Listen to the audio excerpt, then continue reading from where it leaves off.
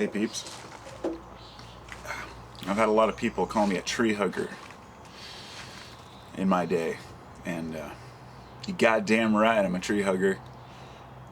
Never really bothered me. Still doesn't. In fact, it makes me very proud to be who I am. I'm honored that I could be called a tree hugger at, in high school. It's all the way up till now, just to think that far back I had a strong respect for nature. But this morning I decided I wanted to talk a little bit about the feelings of plants. And I know that most people probably haven't looked too much into it. Those who have may have found some of the more interesting concepts, like the fact that under a microscope they've been able to sense a carrot trying to move out of the way of a scalpel, stuff like that. Just weird things. I haven't really looked deep into that one myself, but here's an experiment they did. They took two plants in a dark room, and a person walked into the room and tore one of the plants to shreds. And they had the other plant hooked up to a, whatever device they used to measure. I don't know. But when the person re-entered the room again, the other plant started acting all crazy. And when they sent other people into the room, the plant didn't act up. It was only to that one person who had destroyed the other plant next to it. And it was just a shocking discovery, really, for science to show that plants are aware. They know your intentions. And I remember talking to a friend of mine when we were younger about the mosquitoes, how they were bugging me, and he said that he read, I believe the Native American was Rolling Thunder was his name, and he wrote a book, or there was a book written about him, rather. In one case, he was out there with whoever was writing about him, and the mosquitoes were bothering him, and he said, well, why don't the mosquitoes bother you? And he said, well, I asked them not to. And I've been using that my whole life, and ever since then, and mosquitoes really don't bother me while everybody else will be getting eaten. Sure, they'll land on me, but that's just mosquitoes. That's a living creature. We tend to draw the line at things that can move on their own, and the way I see it is completely different, because we're using our perception of time to determine whether something grows fast or moves fast. But if you were to look in a time-lapse photography, let's say you could reduce it down to watching a flower bloom like we've all seen, right? Well, nobody's ever done a time-lapse photography where you can watch a tree from the time it's born till the time it dies. But if you were to see that, it would look like an explosion. Poof, poof. Like life coming into existence, doing its thing, and then moving out. And, yeah, it's pretty cool stuff. When I took DMT one time, I smoked DMT, just as I was going out through the tunnel, which I guess unless you've done it you wouldn't understand, but everything, you get a body rush and everything starts to close in on you, and your vision, if you do enough, move out of this tunnel into this way of a different universe. You're not even conscious of your surroundings at all.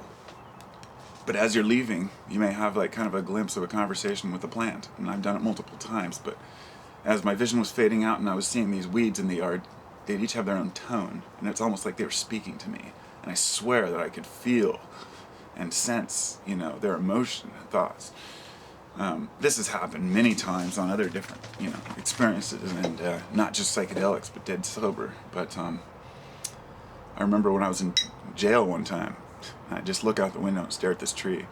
Nothing else to do. Yes, we had a window. It was a restitution center, but I got busted for pot and ended up having to do time for it. So here I am looking out at this tree and watching and trying to focus on seeing the aura of the tree. Eventually I could see this purple shroud encompassing this tree every time I looked, but it took time.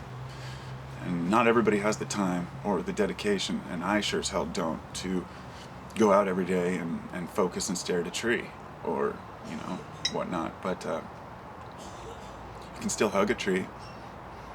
And that's why I thought this was funny, is because I've had people call me a tree hugger as if it's an insult. I'm like, you haven't hugged a tree? Man, you need some love. It's good stuff. The reason this is on the top of my mind is because I like to listen to Coast AM. And there's a lot of BS on there and a lot of fear mongering, and there's also a lot of people trying to sell their books and their wares and whatnot. But once in a while, you'll get a good show where there's somebody that's really informative on what they have to talk about. And last night it was about plants. I haven't finished listening to it. I just was inspired to come make this video. But if the question came on the show whether or not, like, say when you're, if you cut down a tree, it's obviously aware that you're doing it. Let's say there was a experiment done where they had two plants growing next to each other in a garden, and they were measuring one. And I don't know what they're using to measure. It's electrical impulses or something, but I should look into it more. They're looking at these two plants, and they came and they cut one down, and the other one reacted almost instantly. And then they did the same experiment with a spider, where they caught a spider that was nearby, and the plant could sense that. We're on the verge of science beginning to explain and prove that everything is interconnected and alive. I don't understand why people still think that everything's just material. Not just material existence, but why? I don't understand how a person can discount things like twins feeling the other person's pain, or someone dying right after someone else dies because of the heartbreak from it, or and these are just human interactions, or having someone call you right when you think about them, or right after you thought about them. All the different things that happen that show that we're interconnected, and they're so just obvious to me. I think what it is that since we can't put it in a book and measure it, then it's discounted because it can't fit in a science book yet. But those of us who are on the front lines and realize it, not the front lines as in a war, but the front lines as in we're standing up and researching things that haven't been proven because we feel that they're true. I could put my energy toward a lot of different things, a lot of different studies. There's a lot going on in society, the bad things that mankind is doing to one another, but I don't look at that as the be-all, end-all, the solving problems. I think there's a deeper understanding that we need to have about why we're acting the way we are, or why we do the things that we do. It is nature at work. We can't forget that. Everything that we're doing right now in this world is nature at work. And when something goes against the grain of what we think is right, or a person does something that's kind of off the beaten path, we don't really know what to make of that. So we put labels on it: corruption, evil, greed, hate, racism, sexism. But as we're all human, it must be derived from some source, right? I mean, these things don't just come out of thin air.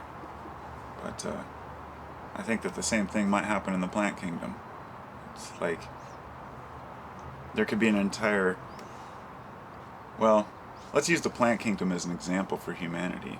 And humans struggle over land and fight for space. And plants do the same thing. They battle for space. Some trees make it, some don't. Picture yourself as a small tree growing in the woods, and all the corporate leaders around you are the big tall trees in the canopy. And rather than lessen their leaves a little bit in order to let you grow, they decide to close off the canopy so you get no light and you die. That's the analogy. That's kind of what we have here, is that there's people closing off other humans to their ability to flourish, prosper, and to grow. And I've heard people compare us to plants in that sense, that like, well, nature is at war, it's a constant battle for survival out there. And that's the view we've put on it. That's the perception we have. That is that nature is fighting amongst itself to grow. But it's not. You know, some things make it, some don't. But when you look at, say, 20 seeds that are dropped from a tree, and one of them grows, and the other ones die off, that's just how nature is. That's how it survives. It creates plenitudes, and in this, to be sure that at least some of it carries on to the next generations.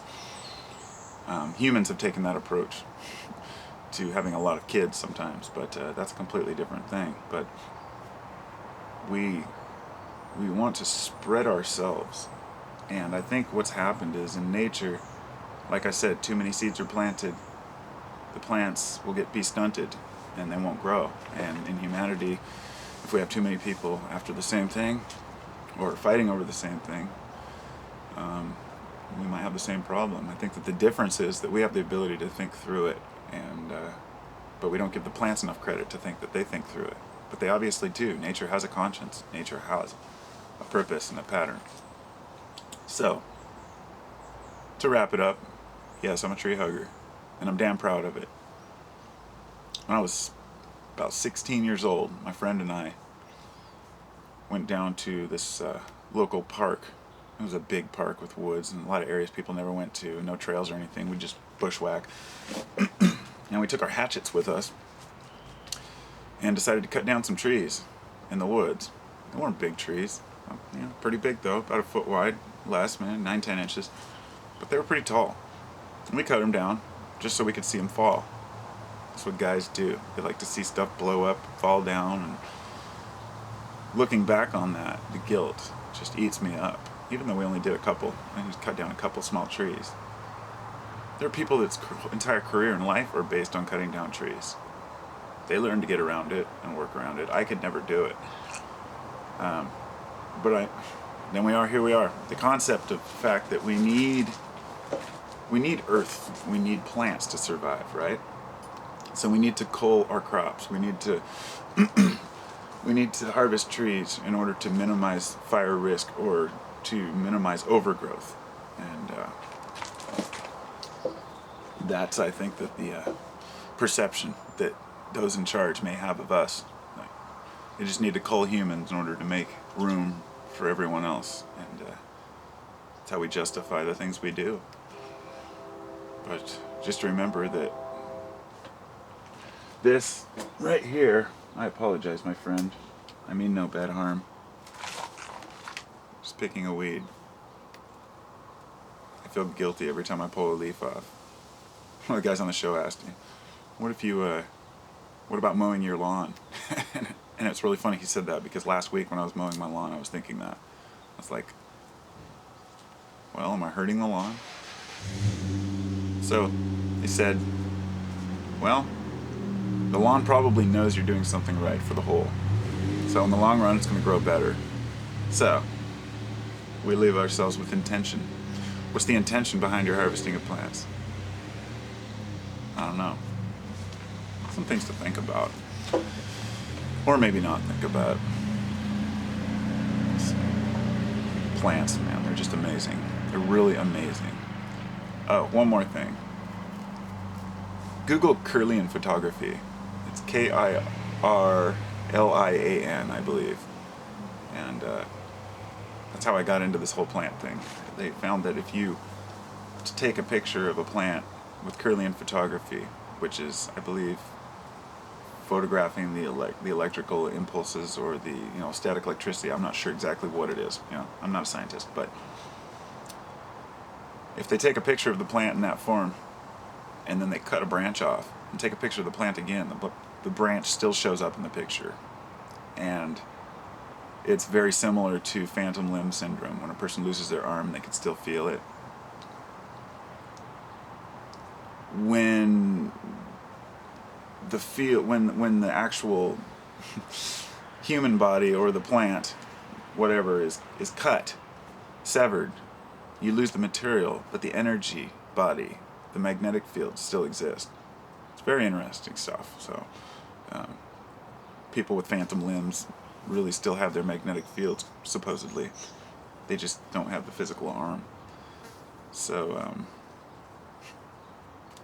just means that a plant knows when it's whole. and it knows when you're fucking with it. And I think anything can sense intention. The intention behind a person and what they do is, I think, the most important. So, my main point of all this is, it's not about what you do, it's about your intention behind it. Peace to everybody. Have a great day.